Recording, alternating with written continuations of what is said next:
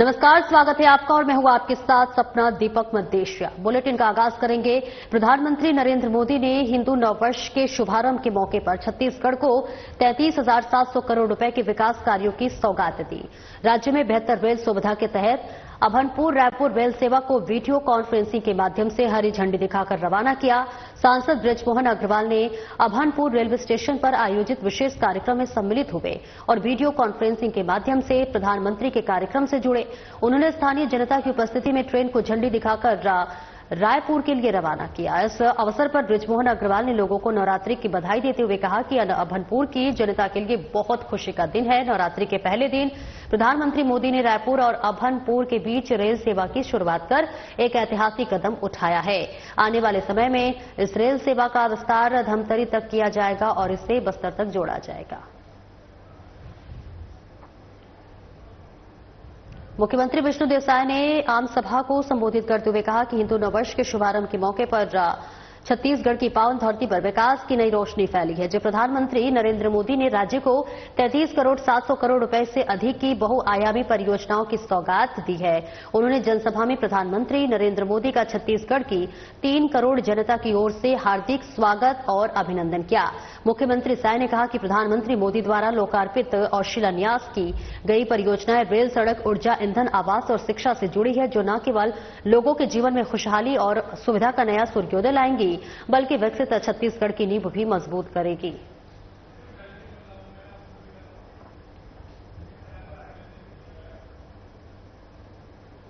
हिंदू नववर्ष के अवसर पर प्रधानमंत्री नरेंद्र मोदी की उपस्थिति में छत्तीसगढ़ में 3 लाख हितग्राहियों को नवनिर्मित आवासों में गृह प्रवेश कराया गया और इस अवसर पर रायपुर जिले में प्रधानमंत्री आवास योजना ग्रामीण के 11,946 लाभार्थियों को उनके आवासों की चाबियां सौंपी गई। इस वित्तीय वर्ष में रायपुर जिले के लिए 33,885 आवास स्वीकृत किए गए हैं। अप्रैल तक सभी कच्चे मकानों का सर्वेक्षण सुनिश्चित करने के लिए सर्वे ऐप 2.0 लॉन्च किया गया है। स्वीकृति मिलने के बाद पात्र हितग्राहियों के आवास निर्माण का कार्य शीघ्र प्रारंभ होगा।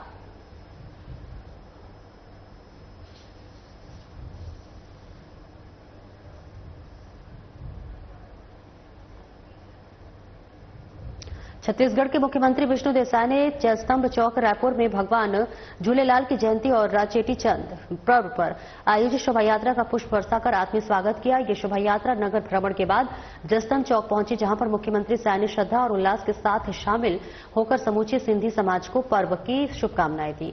मुख्यमंत्री साय ने भगवान झूलेलाल और मां भवानी से प्रदेशवासियों के जीवन में सुख, शांति और समृद्धि की कामना करते हुए कहा कि नवरात्रि के साथ प्रारंभ हो रहे इस शुभ समय में हम सभी को ये संकल्प लेना चाहिए कि समाज और देश के लिए मिलकर काम करें।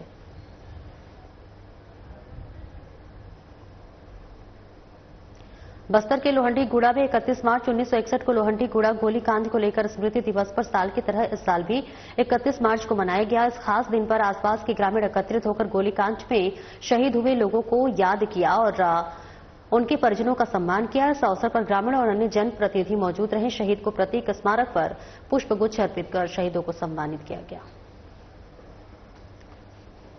हमारे गोलीकांड, लोहंडीगुड़ा गोलीकांड जो 1961 में हमारे शहीद जितने भी हमारे क्रांतिकारी थे, जैसे आप देख सकते हैं जोगाराम परापुर से, बख्तूराम कुंबली से और अन्य बहुत सारे, कम से कम 5 से 6,000 आदिवासी थे जो राजा को बचाते बचाते शहीद हुए हैं। तो उनके आज स्मृति दिवस पर हम लोगों ने आज सेवा अर्जी कर आज हमारे आदिवासी युवा छात्र संगठन और हमारे आदिवासी समाज के और बस्तर मूल समाज के समस्त पदाधिकारी और सदस्य और जितने भी हमारे बस्तर के हैं वो सभी लोग आए थे और हमारे स्मृति चिन्ह को माल्यार्पण कर अभी कब से मनाया जा रहा है? ये लगभग 20 सालों से हमको जब से याद आया और इनके छानबीन किए, उसके बाद से किए और इसके पूर्व हमारे जो वीर स्मृति चिन्ह हमारे वो पत्थर वाला है वो है और उसके बाद जब इसको नवीन किए और अच्छा थोड़ा करेंगे करके तो हम लोग सीमेंट वाला कर रहे हैं और ये 2007 से हम लोग यहाँ लगातार कर रहे हैं। मोहन अग्रवाल ने शासकीय जय योगानंदम छत्तीसगढ़ महाविद्यालय में आयोजित प्रतिभा सम्मान समारोह में शिरकत की। इस दौरान उन्होंने विभिन्न क्षेत्रों में उत्कृष्ट प्रदर्शन करने वाले विद्यार्थियों और शिक्षकों को सम्मानित किया। अग्रवाल ने सम्मानित प्रतिभाओं को शुभकामनाएं देते हुए कहा कि जो लोग किसी भी क्षेत्र में अच्छा कार्य करते हैं, उनका सम्मान करने से समाज को प्रेरणा मिलती है। दूसरे लोग भी अपना बेहतर प्रदर्शन करने की कोशिश करते हैं। उन्होंने कहा कि उच्च शिक्षा में शोध का अत्यधिक महत्व है, क्योंकि ये न केवल ज्ञान के विस्तार में सहायक होता है, बल्कि समाज, उद्योग और विज्ञान में नवाचार को भी बढ़ावा देता है। शोध से प्राप्त निष्कर्ष नए सिद्धांतों, तकनीकों और समाधानों के विकास में मदद करते हैं, जिससे न केवल शिक्षाविद बल्कि आम जनता भी लाभान्वित होती है।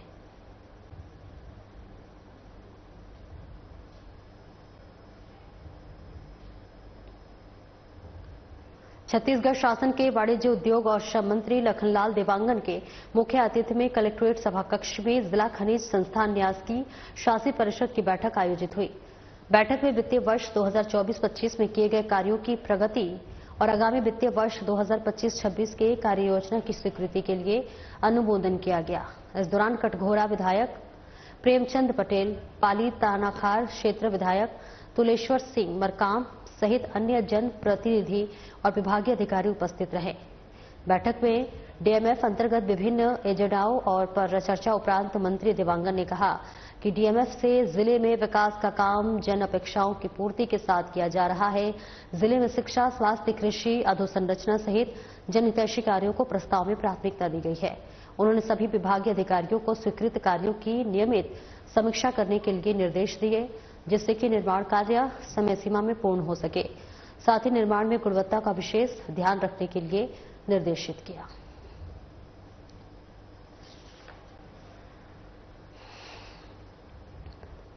जगदलपुर में प्रधानमंत्री आवास योजना से तहत ग्रामीण हितग्राही परिवारों को रविवार को चैत्र नवरात्रि के पावन अवसर पर पक्के आवास की सौगात मिलने पर इन हितग्राहियों में अपार खुशी दिखाई दी। इस मौके पर जिले के सातों विकासखंड के 9,839 हितग्राहियों का उनके नए आवासों में गृह प्रवेश करवाने के लिए कार्यक्रम आयोजित किया गया। कार्यक्रम में हितग्राहियों द्वारा विधि विधान के साथ पूजा अर्चना कर गृह प्रवेश किया गया और क्षेत्र के जनप्रतिनिधियों सहित जिला पंचायत और जनपद पंचायत के मैदानी अमलों ने हितग्राहियों को पुष्पगुच्छ भेंट कर बधाई दी। इस दौरान हितग्राहियों ने स्वयं का पक्का घर मिलने पर प्रसन्नता व्यक्त करते हुए कहा कि अब खुद के पक्के घर में रहने से सुकून मिलेगी। तो वहीं बस्तर ब्लॉक के बाकेल निवासी बुजुर्ग महिला सयती बघेल ने कहा कि अब बारिश के दिनों में ज्यादा सहूलियत होगी और पानी टपकने की चिंता से मुक्ति मिलेगी। इस दौरान संबंधित गांव में खुशी का अलग ही माहौल दिखाई दी।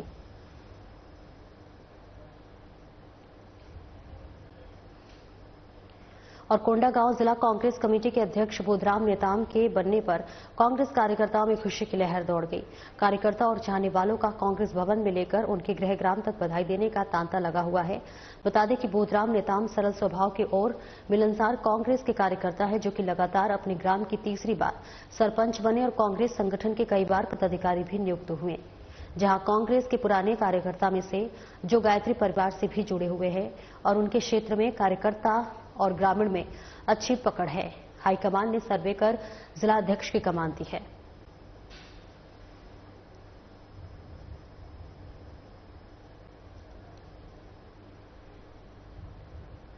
महासमुंद शहर के हिंदू नववर्ष पर्व को हिंदू संगठन और सनातन धर्म के अनुयायियों ने जमकर मनाया। शहर के नयापाड़ा स्थित शारदा मंदिर से ढोल नगाड़े के साथ भगवान श्री राम की झांकी निकाली गई। झांकी के साथ साथ नागपुर के महिला ढोल बजाने और वालों दर्शकों को ध्यान अपनी ओर आकर्षित किया। वहीं घोड़े पर सजी रानी लक्ष्मीबाई और शिवाजी का रूप धारण कर झांकी निकाली गई। और तस्वीरें दिखा रहे जहां महासमुंद शहर में हिंदू नववर्ष के पर्व को लेकर हिंदू संगठनों और सनातन धर्म के अनुयायियों ने जमकर मनाया और शहर के नयापाड़ा स्थित शारदा मंदिर से ढोल नगाड़े के साथ भगवान श्री राम की झांकी निकाली गई। और इस बीच आपको बता दें कि झांकी के साथ साथ नागपुर की महिला ढोल बजाने वालों ने दर्शकों को ध्यान उनका अपनी ओर आकर्षित किया। वहीं घोड़े पर सजी रानी लक्ष्मी और शिवाजी का रूप धारण कर झांकी निकाली गई। धूमधाम के साथ हिंदू नववर्ष को मनाया गया और इसके लिए झांकी निकाली गई। शहर में निकाली गई श्रीराम की झांकी, जहां तमाम लोगों की मौजूदगी देखी गई। तस्वीरें आपको दिखा रहे हैं जहां महासमुंद का जिक्र कर ले तो यहां शहर में हिंदू नववर्ष के संगठनों और सनातन धर्मों के जो अनुयायी हैं उन्होंने जमकर जश्न मनाया और इस मौके पर भगवान श्रीराम की झांकी निकालते हुए नजर आए, जहां पर तमाम लोगों की भीड़ भी देखी गई। हिंदू नववर्ष की ये मौके पर निकाला गया, धूमधाम के साथ मनाया गया। शहर में श्री राम जी की झांकी निकाली गई, जिसमें तमाम जो लोग थे वो इस झांकी में शामिल हुए। और डोडी लोहारा के जीएन कमेटी जमात के मुस्लिम भाइयों ने ईद की नमाज अदा की, मस्जिद में अदा किए। भाईचारे का इस पर्व में डोडी लोहारा में मुस्लिम समुदाय दो गुट में हुए, जिसकी वजह से पूरे रमजान के तरावीह की नमाज और ईद की नमाज अलग अलग दो जगहों पर हुई। आधे लोग ईदगाह में और आधे लोग जामा मस्जिद में नमाज अदा किए। कमेटी के सदर करामत हुसैन ने बताया कि हमें हमारी जमात से कोई भी गिला शिकवा नहीं है और न ही कोई आपसी दुश्मनी है। हम सिर्फ हाफिज की वजह से दो गुटों में हो गए हैं और हाफिज की वजह से ही नमाज को दो जगह हुई। अगर उस हाफिज की जगह दूसरा हाफिज होता तो आज पूरी जमात एक साथ तरावीह और ईद की नमाज अदा करते।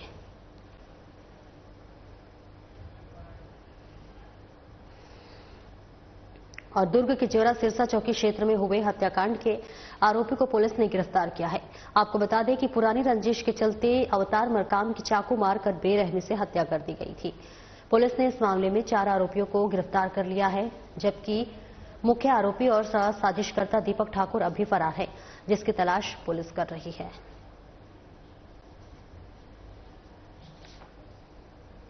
मैंने रात में इंदर ढाबा के पास जेवरा सिरसा चौकी क्षेत्र में एक वाद विवाद लड़ाई झगड़ा हुआ था, जिसमें एक युवक को चाकू लगी थी। हॉस्पिटलाइज कराया गया, जहां उसको डॉक्टर ने मृत घोषित कर दिया। वहां घटना लड़ाई झगड़ा से मर्डर के था, इसलिए पुलिस ने संज्ञान लेकर के जब जो साथी उसका युवक था उसने पूरा खुलासा किया कि उसको एक युवक सोना नामक युवक ने वहां पर कॉल करके बुलाया था कि यहाँ आओ, यहाँ पर हम लोग खाना खाएंगे, यहाँ शराब पियेंगे। और जैसे ही वहां पर पहुंचे तो 4 युवकों ने ताबड़तोड़ हमला करके उस पर ताबड़तोड़ हमला कर दिया और चाकू से वार कर दिया, जिससे उसकी मृत्यु हो गई। जब टेक्निकल एंड के आधार पर और मुखबिर सूचना के आधार पर हमारी एसएसयू की टीम और जेवरा सिरसा की टीम लगातार इसमें 2 दिन प्रयास करने के बाद आज आरोपियों तक पहुंची, गिरफ्तार की। इसका मुख्य कारण जो अवतार मरकाम था मृतक, उसका दीपक ठाकुर के साथ पूर्व से विवाद चलता आ रहा था। इनके बीच कई लड़ाई झगड़े हुए थे, जिसको मुख्य षड्यंत्रकारी दीपक ठाकुर ने सोना के माध्यम से इन युवक को बुलाया और वहां पर मुकेश चौहान, अमन साहू, होरीलाल पटेल, ये 3 युवकों ने मिलकर के उस पर ताबड़तोड़ हमला किया और हत्या कारित किया। आज 4 आरोपियों को गिरफ्तार करके माननीय न्यायालय में पेश किया जा रहा है। कलेक्टर डॉक्टर गौरव सिंह ने अभनपुर ब्लॉक के पास केंद्रीय का दौरा किया, जहां पर उन्होंने अमृत सरोवर के तहत बनाए जा रहे तालाब का निरीक्षण किया और गहरीकरण कार्य की प्रगति का जायजा लिया। इस दौरान उन्होंने मौके पर जाकर खुद गड्ढे की साइज का माप करवाया और कार्य की गुणवत्ता को सुनिश्चित करने के लिए अधिकारियों के आवश्यक निर्देश दिए। निरीक्षण के दौरान कलेक्टर ने मनरेगा के तहत काम कर रहे मजदूरों से बातचीत की। उन्होंने पूछा कि क्या उन्हें समय पर काम और मजदूरी मिल रही है, जिससे ये सुनिश्चित किया जा सके कि श्रमिकों को किसी प्रकार की असुविधा न हो। इस दौरान मजदूरों ने अपने अनुभव साझा किए और कलेक्टर ने उनकी समस्याओं को सुना। उन्होंने अधिकारियों को निर्देश दिए कि मजदूरी के भुगतान में किसी भी प्रकार की देरी न हो और श्रमिकों को समय पर सभी सुविधाएं मिले।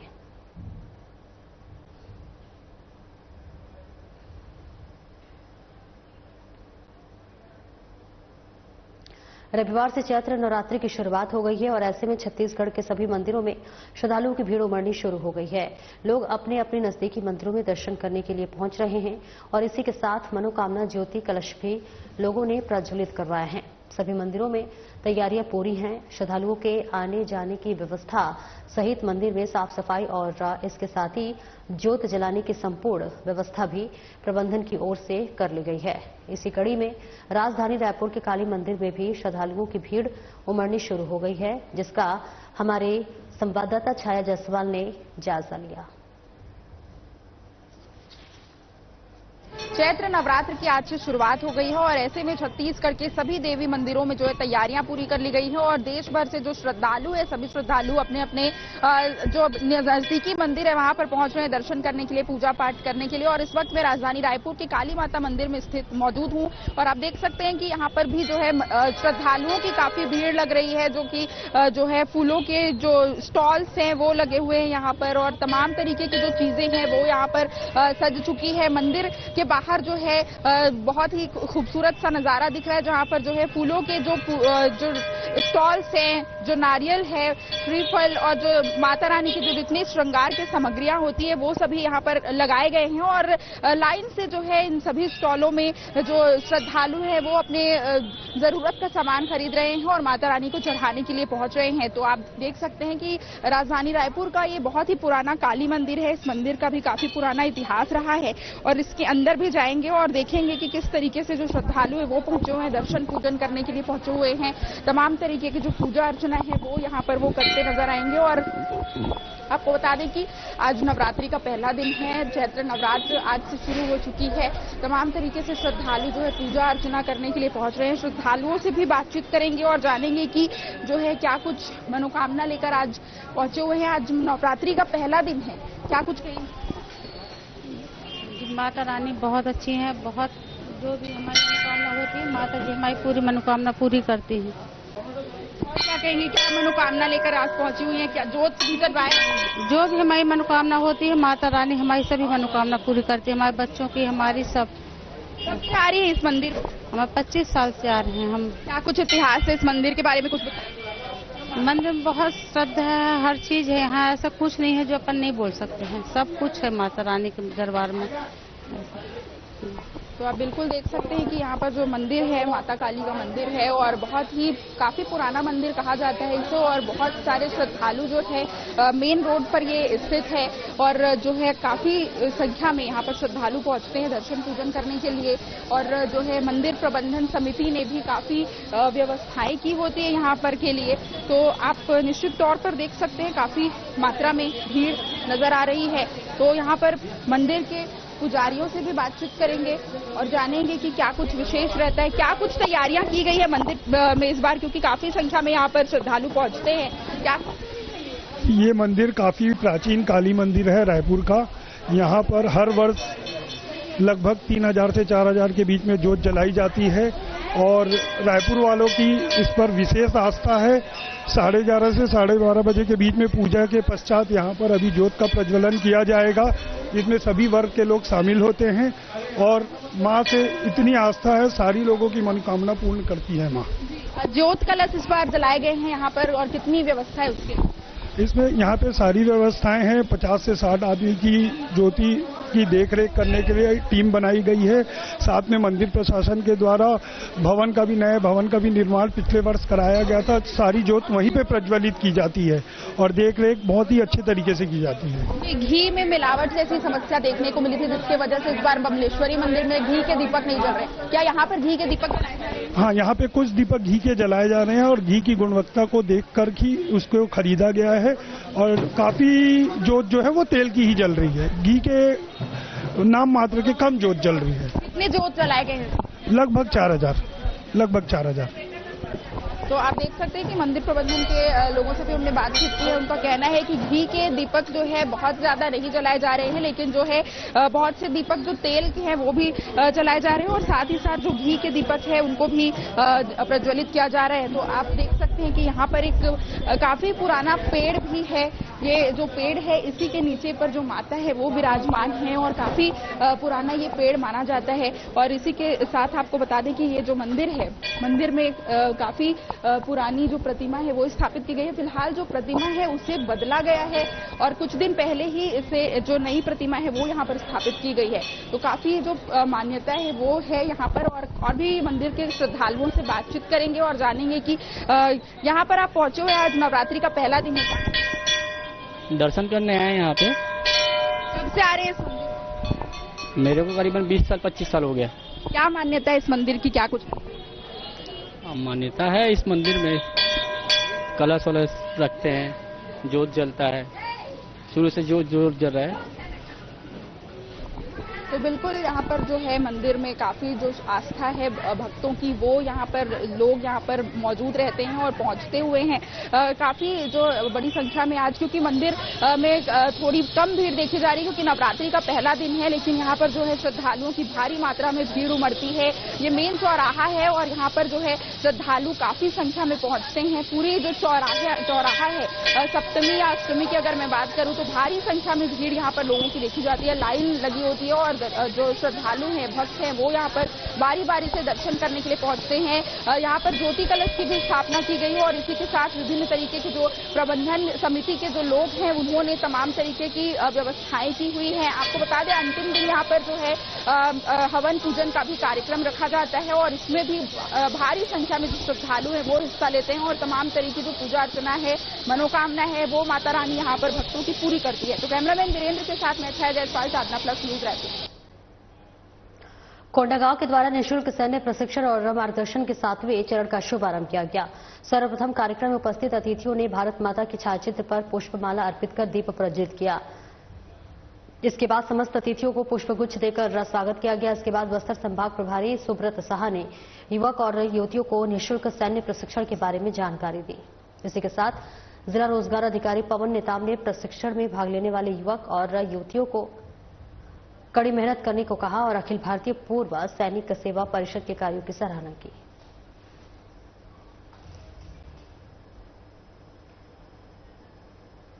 सुकमा में हुए नक्सली एनकाउंटर को लेकर मुख्यमंत्री विष्णुदेव साय का बयान सामने आया है, जिसमें उन्होंने कहा है कि सुरक्षा बलों को धन्यवाद और साथ ही उनकी कार्रवाई पर भी उन्हें मुख्यमंत्री विष्णुदेव साय ने नमन भी की। साथ ही कहा कि 15 महीने से सरकार में पूरी मजबूती के साथ हमारे जवान नक्सलियों के खिलाफ पूरी मजबूती के साथ लड़ रहे हैं और देश के गृह मंत्री अमित शाह ने 2026 तक नक्सलवाद मुक्त छत्तीसगढ़ बनाने का संकल्प किया है, जिसको लेकर रखते हुए हम पूरी मजबूती के साथ नक्सलवाद को खत्म करने के लिए लड़ाई लड़ रहे हैं। आज नक्सली मुठभेड़ जो बीजापुर में चल रहा है, उसमें अभी तक 16 नक्सलियों के डेड बॉडी मिले हैं। तो मैं हमारे सुरक्षा बल के जवानों को बहुत बहुत इसके लिए धन्यवाद देता हूं, उनके साहस को नमन करता हूं और 15 महीने के हमारे सरकार में बहुत मजबूती के साथ हमारे जवान नक्सलवाद के साथ लड़ रहे हैं।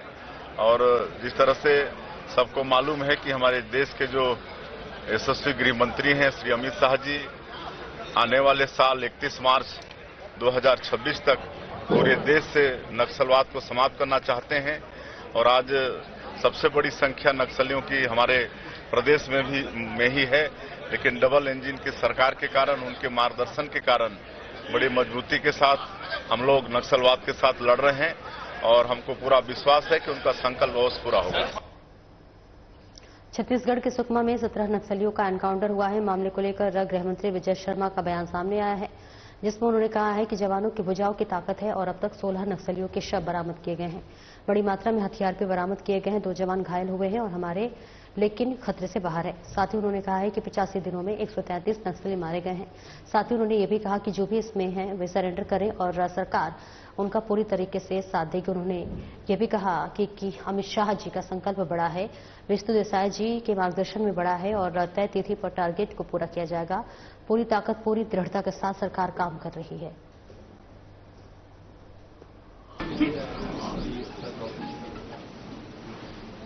जवानों के भुजाओं की ताकत पर एक और बड़ी सफलता मिली है।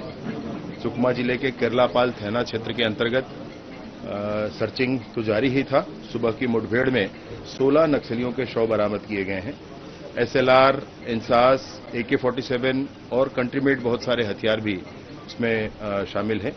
2 जवान हमारे उसमें घायल हुए हैं, परंतु वो खतरे से बाहर हैं और उनको जिला मुख्यालय लाकर के आवश्यकता अनुरूप उच्च स्थानों पर, बड़े स्थानों पर इसके इलाज के लिए लाया जा रहा है। मैं सोचता हूं कि विगत इस नए वर्ष में 85 दिनों में 133 नक्सली मारे गए। इस नए वर्ष में 2025 में 85 दिनों में 133 नक्सली मारे गए। कुल मिलाकर आप देखेंगे तो लगभग 27-2800 की संख्या में नक्सली या सरेंडर हुए हैं गिरफ्तार हुए हैं या मारे गए हैं। सरकार एक गोली भी नहीं चलाना चाहती और एक बहुत अच्छे रिहेबिलिटेशन पॉलिसी के साथ सरकार की अपील है कि जो भी लोग इसमें हैं वो सरेंडर करें, अपना जीवन सुरक्षित करें और सरकार इसमें पूरी तरीके से, पूरी शिद्दत के साथ पूरे लाइफ सेटल करने तक उनके साथ होगी, इसमें कोई संशय नहीं है। इस पूरे अभियान में ये अवश्य है कि माननीय अमित शाह जी का संकल्प बड़ा है। नॉर्थ ईस्ट की इंसर्जेंसी खत्म हुई, 370 खत्म हुआ है, देश में होने वाले बम धमाके खत्म हुए हैं। माननीय अमित शाह जी के संकल्प के साथ साथ माननीय विष्णुदेव साय जी का मार्गदर्शन बड़ा है और मैं सोचता हूं कि नियत समय में मार्च 2026 तक सशस्त्र नक्सलिज्म का समापन हो जाएगा। फिलहाल इस बुलेटिन में इतना ही। नमस्कार।